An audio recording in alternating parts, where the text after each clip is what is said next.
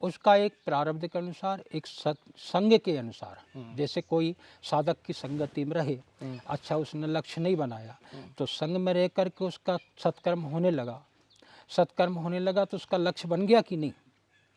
ऐसे ही यदि हम तमोगुणी की संगति में रहने लगेंगे या सतोगुणी के रहने लगे, जैसे विभीषण की कोई संगति में रहे, रावण की संगति में रहे, कुंभकर्ण की में रहे, अच्छा कुंभकर्ण खा पी करके सो गया तो तुम्हारे को कब तक बैठोगे, तुम भी सोचोगे थोड़ी देर अपन भी सो जाए।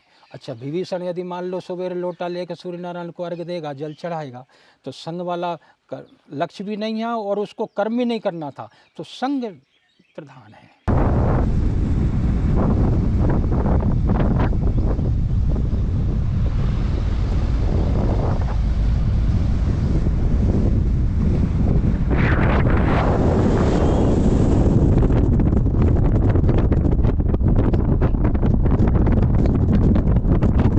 आए दिन आते भी हैं, तो महाराज जी जो हैं अभी किस प्रकार के हैं और कैसे महाराज जी यहाँ पर? देखो गुरुदेव की तो अपने तो संत की सेवा है, सेवा का अपने को मेवा वो तो मिलना ही है। बाकी ये भी एक देखो हरी कृपा के बिना संभव नहीं है, अपना भी कुछ पुण्य ही है तभी अपन यहाँ संत गुरुदेव की सेवा के लिए आए हैं। अच्छा, जैसे कि ये महाराज जी का नाम क्या है? देखो गुरुदेव का तो नाम रामदास जी त्यागी है। रामदास जी त्यागी है क्या? उनका भी नाम रामदास जी त्यागी है। जी फलारी जी का राम भी, जी के दास है, राम जी के। फलारी जी का नाम अगर सही पूछे रामदास जी त्यागी है और इनका भी नाम रामदास जी त्यागी है। इसी कुटिया में महाराज जी यहीं पर यहाँ रहते हैं, बैठते हैं और यही स्थान कुटिया जैसे आप देख पा रहे हो, पूरा आधुनिक सुविधा होते हुए भी महाराज जी जो गाय के गोबर से कुटियाओं को लीप करके मैं देखा हूँ तो ऐसा लगता है रियल में वो भौतिक सुविधा ऐसा अभी तक दूर है और संतों को जो मिलता है। और मैं कहता हूँ तो संतों के दर्शन करने जाओगे तब आपको पता चलता है। तो यहाँ पर अगर आप दर्शन करने आओगे तब आपको एहसास होगा मेवाड़ में भी ऐसे संतों के दर्शन होते हैं। रामदास जी त्यागी जी के पास आप लेके आए हो और वो महाराज जी किस प्रकार के हैं? जी महाराज जी के बारे में तो अपन क्या कह सकते हैं, लेकिन जो वास्तविक संत के चरणों में जाके जो शांति प्राप्त होती है वो हमें यहाँ आके होती है और बहुत अच्छा लगता है और हमेशा कुछ न कुछ धर्म के मार्ग पे चलने की प्रेरणा ही मिलती है। जैसे जो सत्संग का आनंद कहता हूँ मुझे यहाँ मिल रहा है और जो यहाँ कहते हैं इन्होंने मन की शांति यहाँ आने के बाद मिलती है, जो मन में विकार है वो सारों विकारों का एकदम कहते हैं साफ हो जाता है। हाँ सही कह रहा हूँ? सही बात। यहाँ वॉशिंग हो जाएगा, आपके जो भी विकार है सारे वॉशिंग हो जाएंगे। तो आज की सत्संग बड़ी विशेष रहने वाली है। पहले तो इस दास का साक्षात दंडवत प्रणाम स्वीकार करें, कोई भूल चूक अबोध हूँ, अनजान हूँ। देखो हमारे सनातन धर्म में गुरु भगवान के बराबर है, तुल्य है। पश्चिमी संस्कृति पश्चिमी देश वाले भारत में आकर के जब देखते हैं, क्या देखते हैं कि गुरु के चरण में शिष्य का सिर देख करके अचरज करते हैं कि कोई चीज़ सीखना हो तो उसके लिए बराबरी से सीखा जा सकता है। अच्छा जैसे शिक्षक अध्यापक टीचर मास्टर होता है, जहाँ तक उसने पढ़ लिया है, जितना उसने जानकारी हासिल कर ली है उतनी ही वो विद्यार्थी को सिखाता है। 10 तक गिनती है, 52 अक्षर हैं, उतना ही उसको ज्ञान देगा। फिर वो बराबरी से बिठा करके कुर्सी पे वो बैठ जाएगा, वो भी कुर्सी पे सामने बैठे होंगे। तो विद्यार्थी का संबंध अध्यापक टीचर मास्टर से व्यवसाय का है। जैसे 50 अंक मिल रहे हैं, उसको 100 चाहिए मार्क, तो ट्यूशन कोचिंग करेगा। जब कोचिंग करने जाएगा तो अध्यापक टीचर मास्टर उससे वेतन लेगा। अच्छा गुरु इसके विपरीत है।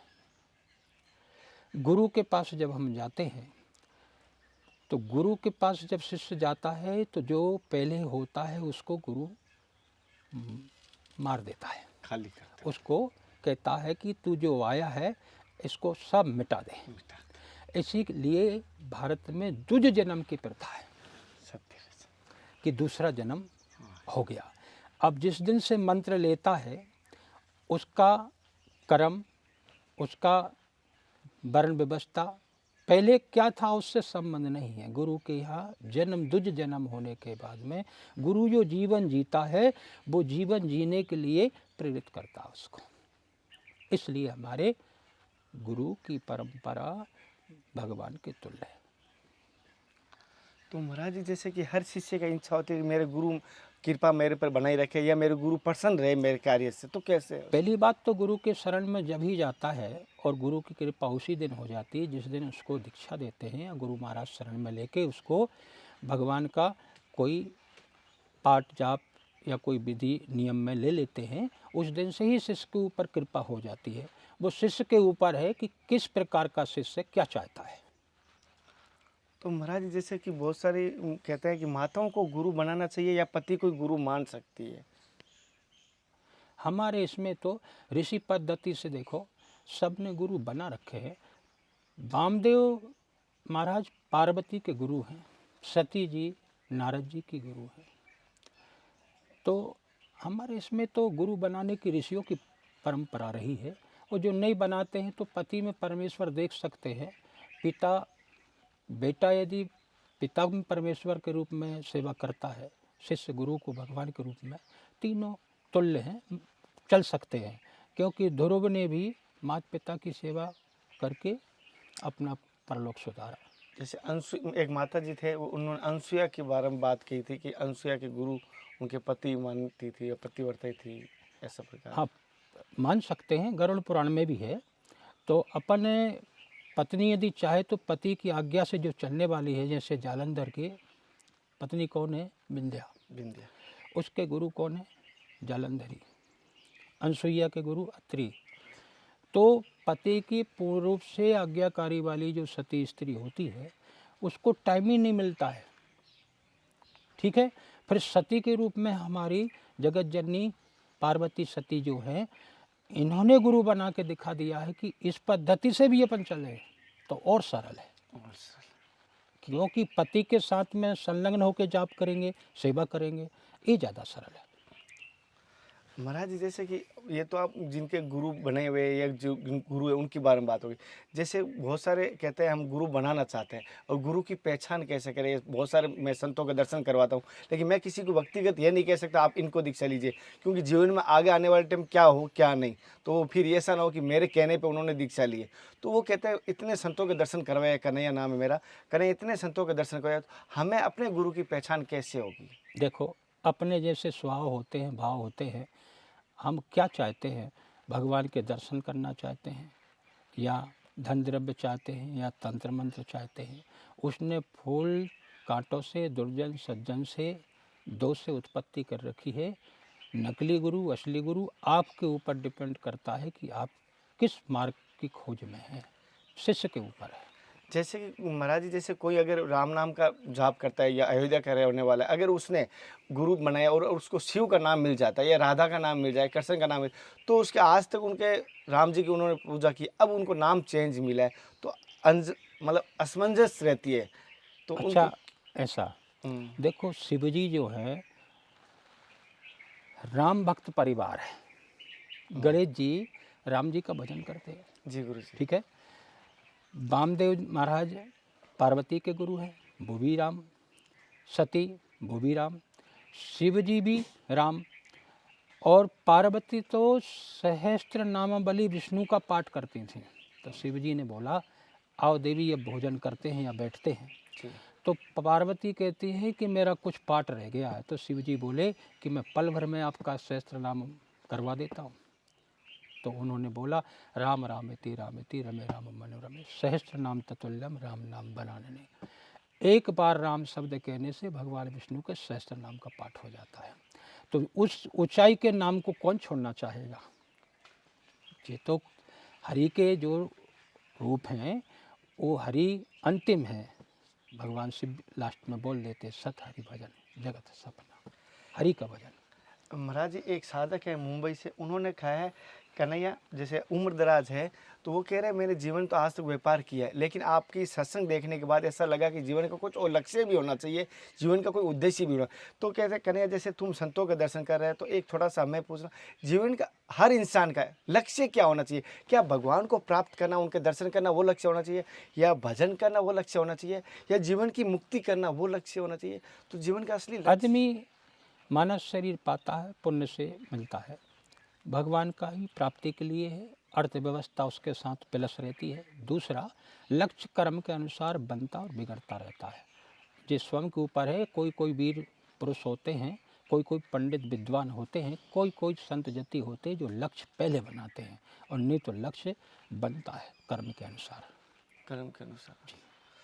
महाराज जी जैसे कि ऐसा क्या करें, जैसे भी आपने थोड़े टाइम पहले मुझे पर्सनल जो सत्संग दी थी, रजोगुण तमोगुण सतोगुण, ये तीनों गुणों से हम घिरे हुए रहते हैं, कहीं ना कहीं किसी न किसी रूप में वो हमारे पास मैग्नेट की तरह रहते ही रहते हैं, हमें कहीं ना कहीं पकड़ लेगा, हम कितना ही छोड़ना चाहिए तो हमें पकड़ लेते।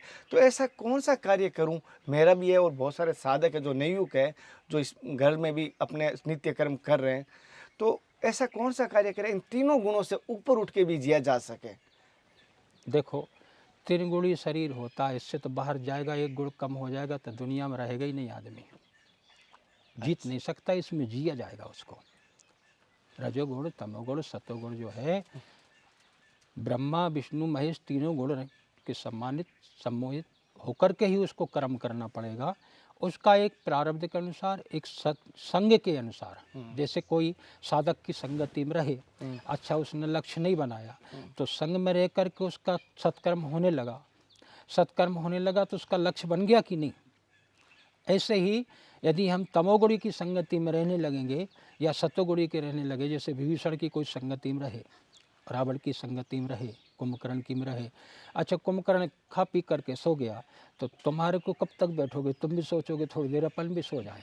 अच्छा विभीषण यदि मान लो सवेरे लोटा लेकर सूर्य नारायण को अर्घ देगा, जल चढ़ाएगा, तो संग वाला लक्ष्य भी नहीं है और उसको कर्म भी नहीं करना था, तो संग प्रधान है। संग से उसके बुद्धि का विकास होने लगता है, कर्म सत्कर्म करने लगता है, वो भगवान की ओर फिर खिंच जाता, भगवान फिर खींचने लगते हैं।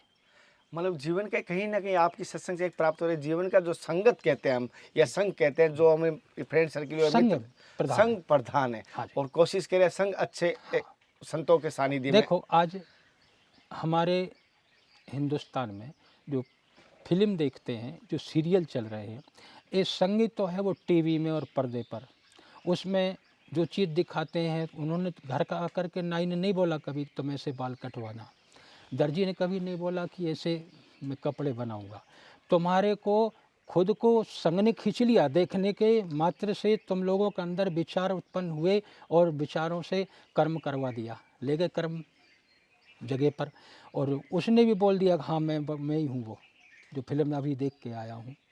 तो जो चीज़ अपन ज़्यादा देखेंगे नेत्र से, तो मन नेत्र के ऊपर होता है, तो मन बुद्धि को बोलता है और बुद्धि से विचार आते हैं, और जैसे जैसे जिसके पावर का बुद्धि शुद्ध ज़्यादा है तो वो सत्कर्म की ओर ले जाएगा, और जब कुबुद्धि है तो अकर्म की ओर ले जाएगा। महाराज जी जैसे कि आपने रामायण में जैसे नवदा भक्ति के बारे में बात आती है, 9 प्रकार की भक्तियाँ बताई जाती, क्या जैसे कि राम जी ने जैसे बताई 9 भक्तियों, अगर कोई उनमें 9 में से अगर एक पे अटल रहे या 2 पे अटल रहे, तो क्या वो 9 भक्तियों का फल मिलेगा या उसका उतना कम मिलता है, कोई ऐसा भी? कलयुग में तो ज़रूरत ही नहीं है, सिर्फ नाम लेता रहे और थोड़ा सा हरी चर्चा सत्संग सुनता रहे, घर में पाठ गीता रामायण भागवत का खुद करे या जहाँ होता हो पाठ उस जगह पे बैठे सत्संग सुने और भगवान का नाम लेता रहे, ये 2 से ही उसका उद्धार हो जाएगा। 9 भक्ति तो बहुत विशाल हो गई, उसमें तो संतन कर पहली भक्ति संतों के संग में रहना, फिर दूसरा संत से प्रश्न उत्तर करना, फिर अपने को संत मिले ना मिले, अच्छा संत के पास गए क्या मालूम 2 होता है, एक नकली एक असली, तो हम भी क्या मालूम, शिष्य को भी कभी कभी गृहस्थ में जो लोग आते हैं वो भी कोई ज़रूरी नहीं है कि वो शिष्य बन के ही आ रहा है, वो भी आजकल क्या क्या करके जाता है, तो दोनों में समन में बैठता है, जैसा जिसका भाव होता है भगवान उसको उस हिसाब से मिला देता है। भगवान प्राप्ति वाले अलग हो जाते हैं, भगवान के चरित्र लीला से अर्थव्यवस्था कमाने वाले, व्यास गादी पर बैठने वाले, ये सब सत्संगी हैं, पर इनमें से कोई एक भगवान को खोज की ओर निकल जाता है। वो अवधूत, वो भगत महान है। महाराज जी, जैसे कि हम सभी कहते हैं भगवत प्राप्ति करनी है, भगवान की बात अलग होगी, भगवत प्राप्ति करनी है, तो जीवन की भगवत प्राप्ति करने का सुलभ और आसान मार्ग गृहस्थ में भी कर सके, वो संत भी देख रहे हैं, वो संत भी कर सके, और जो साधक है जो इस मार्ग पे आ रहे हैं, दीक्षित नहीं हुए लेकिन इस मार्ग पे आ रहे हैं, वो भी कर सके, और कॉलेज में पढ़ने वाला लड़का है वो भी कर सके। तो भगवत प्राप्ति का सुलभ और सरल रास्ता, सबसे सरल साधन है भगवान का नाम कीर्तन, सबसे सरल। और उसको बिना नहाए धोए, बिना सत्संग के यदि शुरू कर देता है जाप, जैसे हरे राम राम राम हरे हरे, हरे कृष्ण कृष्ण कृष्ण हरे हरे, ओम नमः शिवाय, ओम नमो भगवते वासुदेवाय, इनमें से वो कोई सा भी नाम शुरू कर देता है तो इस नाम का फल ये बनेगा, इसे गुरु के पास ले जाएगा। महाराज जी, जैसे कि अभी बहुत सारे कथावाचकों कहूँ या संतों का कहूँ, कहना मैं माफ़ी चाहता हूँ, गलती हो बहुत समझ के माफ़ कर देना। बहुत सारे कथावाचक, बहुत सारे संत कहते हैं ये नाम राधा राम सहस्त्र राम नाम के बराबर है, और राम नाम वाले कहते हैं सभी नाम से बड़ा राम नाम, नाम एक आधार है। तो अभी जो नवयुग है वो इस चीज़ को टेलीविज़न के माध्यम से कहूँ कथाओं में जाते हैं या धार्मिक स्थानों पर जाते हैं, तो वो एक चीज़ परंपरा बन गई, हर स्थान का अलग अलग महत्व बन गया कि ये कहते हैं राधा नाम सबसे बड़ा है, कृष्ण के शस्त्र नाम के बराबर राधा नाम है। अभी एक वीडियो भी वायरल हुआ था। और एक तरफ कहते हैं राम नाम एक आधार है, सबसे बड़ा राम नाम है शस्त्र नाम के बराबर, और एक तरफ कहते हैं रामायण सबसे ग्रंथों से ऊपर आई थी काशी विश्वनाथ में, ये भी कहा जाता है। तो बहुत सारे नवयुग है जो पढ़े लिखे हैं वो कहते हैं कन्हैया तू इतना जाता है, तो हमें असमंजस रहता है कि तुम्हारे कहने से शिव भक्त मिलता है तो हमें शिव जी सबसे बड़े दिखते हैं, शिव पुराण पढ़ने का बोलता हूँ तो। और माता जी के जब पढ़ते हैं तो माता जी कहते हैं मेरे से ही सब जन्म हुए, और गीता पढ़ते हैं तो श्री कृष्ण ने सब में मैं हूँ। क्योंकि वो दो नहीं है, इसलिए वो एक ही है। उसके जो अवतार है, उसके जो शास्त्र है, जिस युग युग पे जिस शास्त्र की पुराण की रचना हुई है, उस टाइम पर वो ही पूर्ण था। आज कलयुग के हिसाब से जिस शास्त्र की रचना है, आज कलयुग के जो शास्त्र हैं, कम उम्र के अनुसार भगवान का कोई सा भी अवतार, भगवान का कोई सा भी नाम छोटा नहीं है। उस टाइम पर उतने ही कला की या उस रूप की नाम की ज़रूरत थी, उस टाइम पर वही काम कर रहा था। आज कलयुग में हरि का नाम, राम कृष्ण हरि, किसी का भी ले में कोई छोटा नहीं, सब उद्धार करने वाले हैं। और शिव जी तो गुरु बन कर के आए हुए हैं, फिर उन्होंने अपने पास में राम नाम रखा, तो सीधा दिखता है कि जो प्रचारक में आए गुरु बन के, वो राम नाम लेता हो तो सरल है बोलने में भी और जपने में भी। महाराज जी, जैसे कि जो लड्डू खाया वही बता सकता है जीवन का कितना मीठा है, वो लड्डू कैसा है। हम तो एक चीज़ जानते हैं, आप तो किसी भी देवता के सामने बैठे, शिव जी के सामने, कृष्ण के सामने, राम के सामने, उसके नाम का जाप अनुभव करके देखें। 20 दिन 40 दिन का 1-2 घंटे का नियम बनाए, उसी का नाम उसी के स्वरूप के सामने लेवे, आपके अंदर बदलता है वो स्वरूप, वो नाम, तो समझो सबसे बड़ा है। जो हमको बदल दे, भगवान के शरण में ले जाए, वो नाम ही सबसे अच्छा है और सबसे बड़ा है। महाराज जी, जैसे कि पूरा मंथन करने के बाद पता चलता है कि इसमें कितने घी की मात्रा है, कितनी छाछ की मात्रा है, या अनुभव करने के बाद ही पता चलता है। तो जैसे महाराज जी आप बहल ब्रह्मचारी और संत हैं, और पूरा साधु बनने का पूरा संत समाज को जीवन दिया है और संतों की परंपरा में, तो आपके जीवन का सारांश क्या है? अगर मैं हूँ या मेरे वजह से बहुत सारे साधक हैं जो इस मार्ग पर आना चाहते हैं, तो उन्होंने कहा जब आप ऐसी सत्संग लेते हैं तो एक बार ये जरूर पूछना कि संतों को जीवन का अनुभव क्या रहा, इसमें कैसी प्राप्ति या कैसा आनंद की अनुभूति होती है। देखो, जे निज अनुभव होता है, जो जीवन जीता है, तो शास्त्र मत जीता है, तो परंपरा में महान पुरुषों ने जीवन जी करके दिखा दिया है। संप्रदाय आज तो आतंकवाद नाम लेता है, संप्रदाय भगवान का बनाया हुआ एक मार्ग है, एक उपासना है। उस संप्रदाय के जो महान पुरुष आचार्य हुए हैं, उनके मत के अनुसार उपासना में प्रवेश होना, उनके विधि नियम में मंत्र में प्रवेश होना, उनका चरित्र संस्कार अनुसरण करके जीवन में उतार के जीना, तो इतना सहज सरल हो जाता है। जब तक उनके बताए हुए मार्ग पर चलता है जीव, तो उसको कोई चीज़ व्याप्ति नहीं है। सरलता, सहजता, समर्पण बढ़ता है। जैसे महाराज जी, एक छोटी सी मेरी घटना के आधार पे मैं पूछता हूँ आपसे, मेरे में जो घटना घटी है, जैसे कि माँ मंदाकिनी, कोई संत जैसे अवधूत या आलोक संत होते हैं जो एदर्शी होते हैं, जिसकी हाइट बहुत बड़ी होती है और वाइट, अगर वो आके हमें पूछे तेरे को चाहिए क्या, उस समय हमें क्या करना चाहिए? मेरे पास ऐसी कई बार घटना घटी है। ऐसा जब प्रश्न आता है सामने, हाँ। और आना भी चाहिए, क्योंकि हम जिसके दरवाजे पे पहुंचते हैं, गंगा के घाट पर, नर्मदा के घाट पे, हरि की पैड़ी पर, तो हम तो छोटे हैं, और वो बड़ा जब निकल के आएगा तो पूछेगा क्या चाहिए, तो आपका आशीर्वाद चाहिए, भगवान के चरणों में मेरा स्नेह बना रहे, बस इतना ही मांगे। मैंने उन्हें इतना ही बोला था, मुझे कृपा प्राप्त कीजिए और गुरु मेरे सदा प्रसन्न रहे। उनके सबके संत महान पुरुषों के आशीर्वाद से जो सफल हो जाता है। ठीक। कोई भूल चुक गया वो समझ के माफ कर देना गुरु जी, ऐसे मैं नालायक हूँ, एकदम नीच इंसान हूँ। साथियों, महाराज जी से सत्संग ली, बड़ी अच्छी लगी, थोड़ा भावुक हो गया तो मुझे माफ़ कर देना।